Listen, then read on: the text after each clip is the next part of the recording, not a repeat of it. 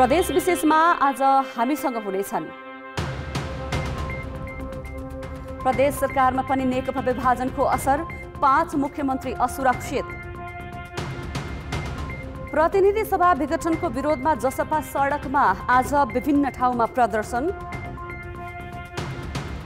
संघ र प्रदेशको अनुदान कटौतीले स्थानीय सरकार मारमा, रकम अभावमा योजना र कार्यक्रमै रद्द।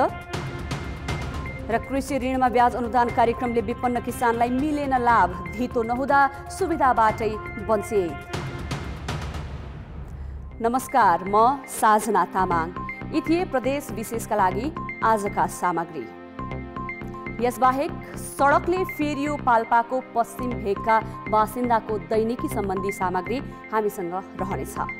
हेर्दै गर्नुहोस् प्रदेश विशेष, समाचार, समीक्षा र सन्देश।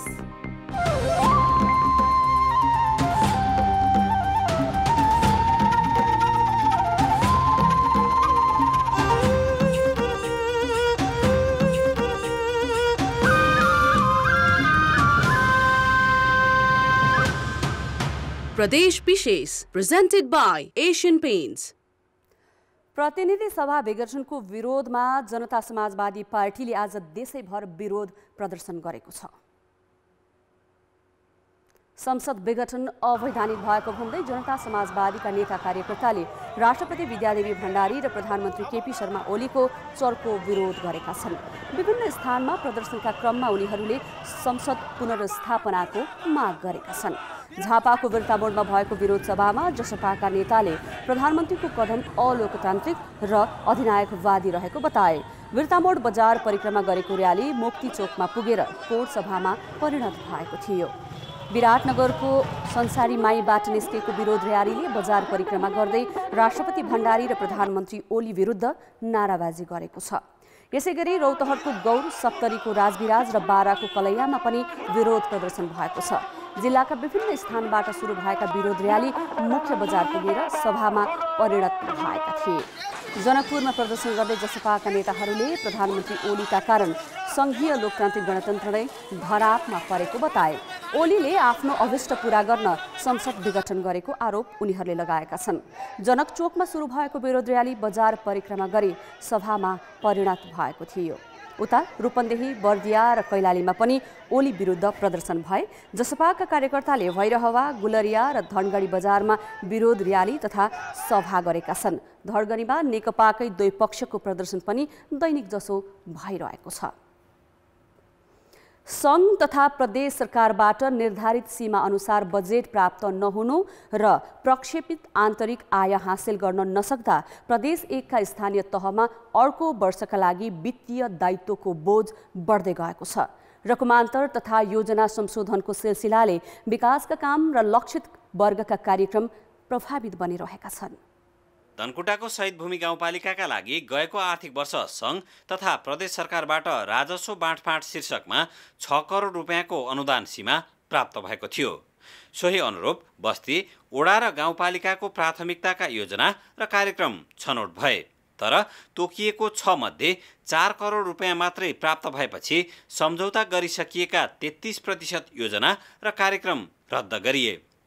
छथर जोरपाटी गाउँपालिकामा पनि संघ र प्रदेशको अनुदान कटौती भयो। अनुमान अनुसार आन्तरिक आयको लक्ष्य प्राप्त गर्न नसकेपछि सापट्टि, रकमान्तर तथा धेरै योजना र कार्यक्रम संशोधन गरिए। राजस्व बाँडफाँडको बजेट जो चाहिँ प्रत्येक चौमासिकमा हामीलाई चाहिँ प्राप्त हुन्छ, त्यो प्राप्त हुनुपर्ने सम्पूर्ण बजेटहरू नआएको कारणबाट हामीले ती कार्यक्रमहरू गर्न सकेनौँ। ठुलो रकमान्तर गर्ने खालको रकम हामीसँग छैन।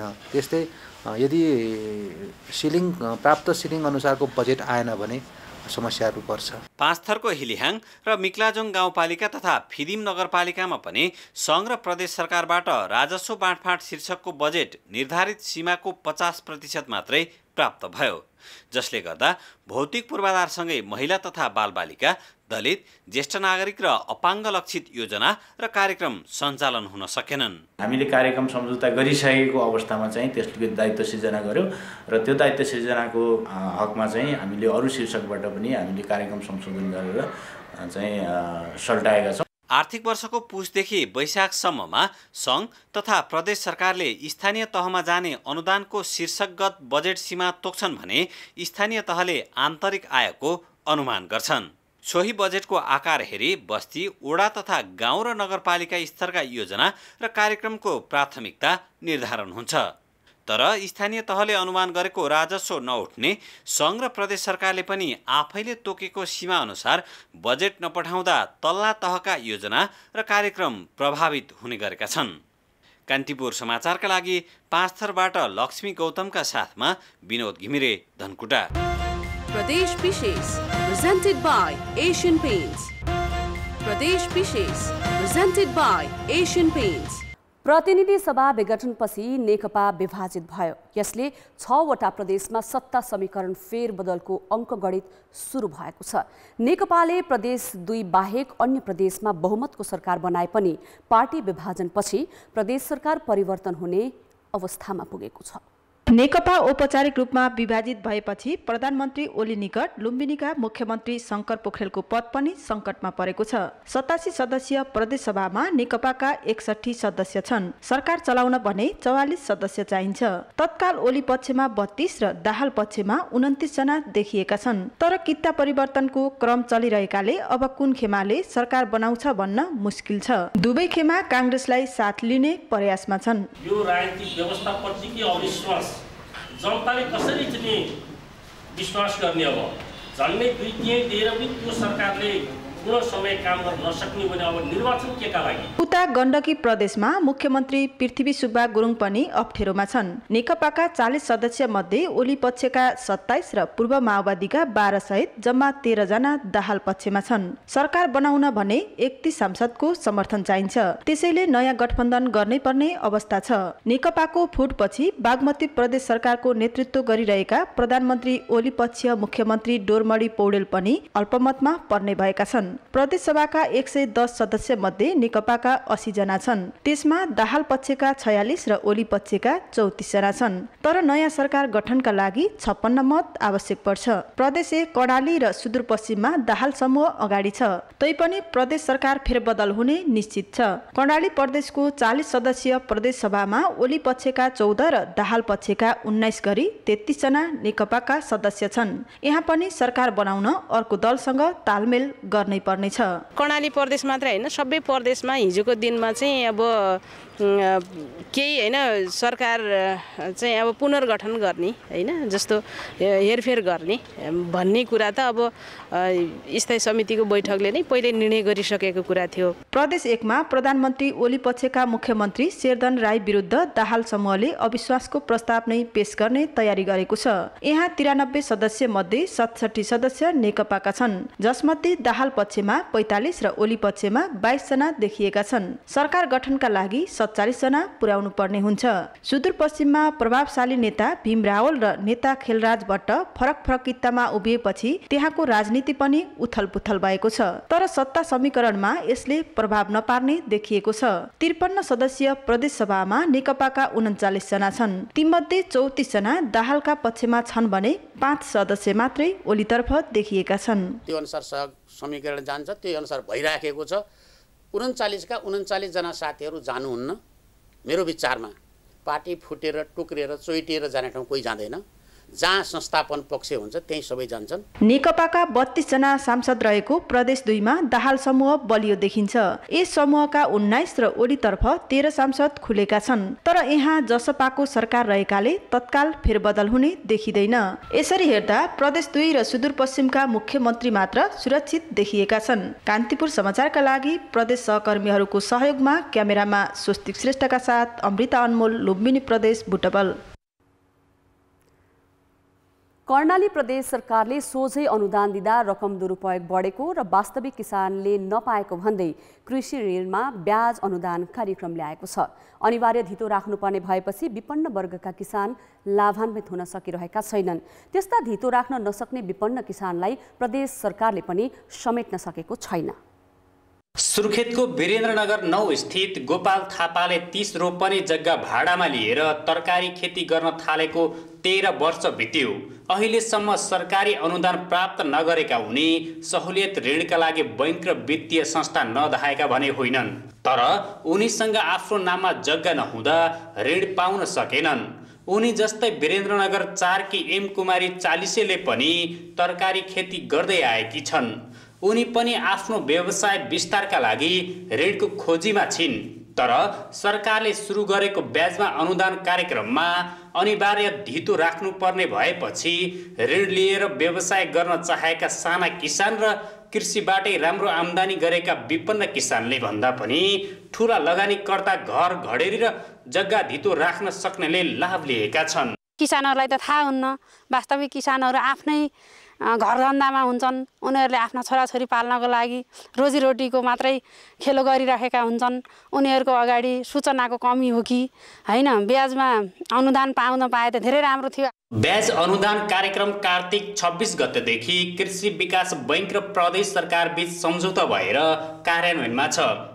किसानले उद्योग र व्यवसाय प्रवर्धनका लागि बैंकबाट 1 करोडसम्म ऋण लिँदा 7% प्रदेश सरकारले तिरिदिन्छ भने बाँकी 2% ब्याज किसानले तिर्नुपर्ने हुन्छ। बैंकमा अहिले बाख्रा पालन, तरकारी खेती गर्न ऋण माग भइरहेको छ। कर्णालीमा 17वटा शाखा रहेको बैंकलाई वास्तविक विपन्न किसानलाई सहुलियत कर्जा प्रवाहमा चुनौती देखिएको छ। चुनौती आउन सक्ने हामीले देखेका छौँ, किनभने कर्जा र त्यो पनि सहुलियतपूर्ण तरिकाले 2% मात्रै कर्जा प्राप्त हुन्छ भन्ने बित्तिकै व्यावसायिक भन्दा पनि अन्यमा उपयोग गर्न, यो पैसालाई अन्यतिर उपयोग गर्न सक्ने गरी अरू ग्राहकहरू पनि आउन सक्ने भएकोले त्यो नहोस्। बैंकले 2.5 अर्ब ऋण लगानी गर्दा भूमि व्यवस्था कृषि तथा सहकारी मन्त्रालयले 1 वर्षका लागि ब्याज तिर्न पुग्ने गरी 7 करोड रुपैयाँ विनियोजन गरेको छ। अनिवार्य धितो राख्नुपर्ने भएपछि ऋण लिएर व्यवसाय गर्ने चाहना भएका तर धितो राख्न नसक्ने विपन्न किसानलाई समेट्ने गरी गृह कार्य भइरहेको सरकारको भनाइ छ। 2-3 चरण हामीले छलफल चलाइसकेका छौँ। अब तुरुन्तै सहकारी मार्फत ब्याज अनुदानको कार्यक्रमलाई अगाडि बढायौँ भने गरिब छुटेका गरिबहरू जो छ नि, पहुँच नहुने, बैंकको पहुँच नहुने साना किसानहरूको पहुँच अब सहकारीहरू मार्फत हुनेछ। कर्णालीमा झण्डै 90% नागरिक कृषिमा आश्रित छन्। वास्तविक किसान र कृषि व्यवसाय गर्न चाहनेको हितमा हुने गरी कार्यक्रम सञ्चालन गर्न सके प्रदेश सरकारको यो योजना सार्थक हुने थियो। कान्तिपुर समाचारका लागि क्यामेरामा नवीन शाहीका साथ कमल पन्त र पूर्ण बहादुर खड्का, सुर्खेत। प्रदेश विशेष presented by Asian Paints. प्रदेश विशेष presented by Asian Paints. प्रदेश 2 सरकारले 4 दर्जन भन्दा बढी सिँचाइ आयोजना अघि बढाएको छ।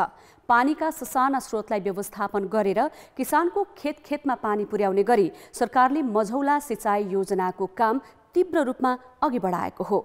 2 वर्षमा योजना सम्पन्न गर्ने लक्ष्यका साथ काम भइरहेको छ। 5 दशकदेखि धनुषाको फुलगामा गाउँको मनियारी स्थित जलाद नदीमा पक्की बाँधको आवश्यकता रहे पनि बल्ल प्रदेश सरकारले मनियारी सिँचाइ योजना अगाडि बढाएको छ। ओझेलमा परेका यस सिँचाइ योजनाको हालै प्रदेश सरकारले शिलान्यास गरेका छन्। प्रत्येक वर्ष लाखौं रुपैयाँ आफै खर्चेर कच्ची बाँध बाँधिँदै आएका 2200 घर धुरीका किसान मनियारी सिँचाइ योजनाबाट प्रत्यक्ष लाभान्वित हुन्छ। वर्षों बरस से चाहे छली फाटक होए लेकिन नहीं होए छले। आइ के दिन ने शिलान्यास भेलै। हाँ, बड़ खुशी लगैया। जल स्रोत तथा सिंचाई विकास डिभिजन कार्यालय धनुषाले मनियारी सिंचाई बाहेक पिपरामैन, कलरी बाँध र अर्ही नदी सिंचाई योजनाको पनि शिलान्यास गरेको छ।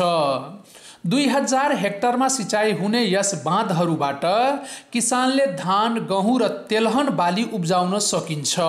वर्षैभरि चाहिँ सिंचाई सुविधा पुर्याउने लक्ष्यले अहिले जुन हालको चाहिँ 1 बाली चाहिँ उत्पादन भइरहेछ, अब वर्षभरि सिंचाई भएपछि 3 बाली अर्थात् 200% क्रपिङ इन्टेन्सिटी बढेर कृषि उपज चाहिँ बढ्न जान्छ।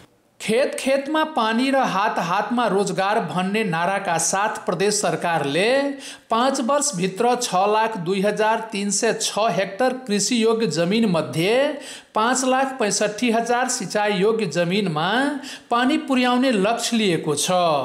यस वर्ष मात्र 65 करोड 21 लाख रुपियाँ बजेट विनियोजन गरी 8वटै जिल्लामा 49वटा योजनाको काम सुरु गरिएको हो। कृषि नै प्रमुख आय स्रोत भएको हुनाले सिँचाइमा यो प्रदेश 2 सरकारले चाहिँ नि प्रमुख रूपमा चाहिँ नि ध्यान दिएको छ। प्रमुख रूपमा चाहिँ नि यो योजनाहरू सिँचाइतिर हामी विनियोजन गरेका छौँ। अन्न भण्डारको रूपमा रहेको प्रदेश 2 मा सिँचाइ, मलखाद र बिउ बिजनको अभावमा केही वर्ष यता उत्पादकत्वमा ह्रास आएको छ। 85% जनता कृषि कार्यमा आधारित रहेको यस प्रदेशलाई गरिबी रेखा मुनिबाट उठाउने विकल्पका रूपमा सिँचाइको विकास र नदी नियन्त्रणलाई लिइन्छ। कान्तिपुर समाचारका लागि अमरकान्त ठाकुर, मनियारी बाँध, फुलगामा, धनुषा। पाल्पाको पश्चिम भेगका 20वटा भन्दा बढी गाउँ बस्तीमा उत्पादन भएको तरकारी र फलफुल बजार पुर्याउन शास्ति खेपेका नागरिकले अब छोटो दूरीबाटै तराई लैजान पाउने भएका छन्। 25 वर्षदेखि ट्र्याक समेत खुल्न मुस्किल परेका स्थानमा सडक स्तरोन्नतिको काम सुरु भएपछि सहज हुने भएको हो। पश्चिम भेगका रैनादेवी छहरा, तिनाउ र रिब्दीकोट गाउँपालिकाका 20वटा भन्दा बढी गाउँका बासिन्दालाई छोटो दूरी हुने गरी सिद्धार्थ राजमार्गबाट डुम्रे, चकल्दी, कुसुमखोला कालोपत्रे गर्ने गरी सडक स्तरोन्नतिको काम सुरु भएको छ। यही सडक अन्तर्गत तानसेन र चकल्दी खोलामा पक्की पुल समेत बन्न सुरु भएपछि पश्चिमका नागरिकले 14 किलोमिटर दूरीमै सिद्धार्थ राजमार्गको डुम्रे झर्न पाउने भएका छन्। 28 किलोमिटर यात्रा गर्दा पुगिने डुम्रे अब 14 किलोमिटरमै राजमार्गमा पुग्न सक्ने भएका हुन्। सडकको ट्र्याक खुलेर स्तरोन्नति भएपछि दुध तथा फलफुल र तरकारी खेती गर्ने किसानलाई सहज भएको हो। कृषिको लागि एकदम उत्पादनमूलक क्षेत्र हो अनि यो बाटोले यो धेरै उर्वर क्षेत्र छ। यहाँका उत्पादन वस्तुहरू बजारसम्म चाहिँ पुर्याउनलाई एकदमै सहज हुन्छ।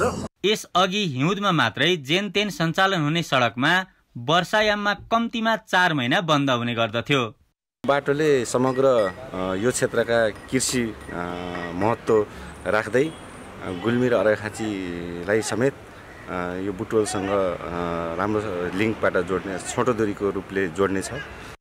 राष्ट्रिय पुनर्निर्माण प्राधिकरण केन्द्रीय आयोजना कार्यान्वयन इकाइले गएको वर्ष टेन्डर गरेर 2 पक्की पुलका साथै 8 मिटर चौडाइ हुने सडक स्तरोन्नतिको काम सुरु भएको हो। सडकमा ग्याबिएन, ह्युम पाइप, बेस, सब बेस, नाली निर्माणको काम भइरहेको छ। यो बाटो गुल्मी जोड्ने बाटो हो। यो डुम्रेबाट अहिले कुसुमखोला जोडिन्छ। कुसुमखोला जोड्दा 14 किलोमिटर पर्छ। गुल्मी जोड्दाखेरि गुल्मीबाट बुटवल झर्नलाई धन्दै 14 किलोमिटर बाटो छोटो हुन्छ। अनि यो पर्यटकीय हिसाबले अनि कृषिको हिसाबले पनि यो क्षेत्रमा कृषि पकड क्षेत्र भनेर मानिन्छ। मुजुङ, मैनादी, छहरा।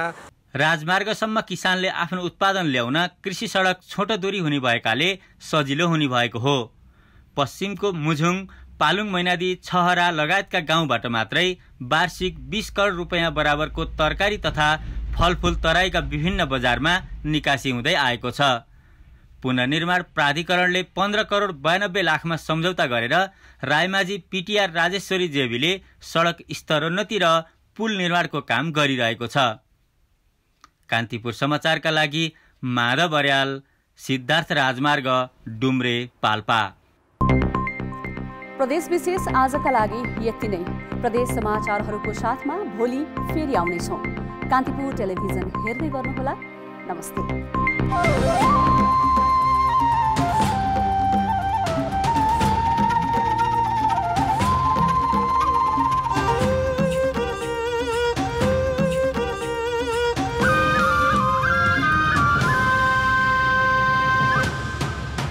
Pradesh Vishesh, presented by Asian Paints.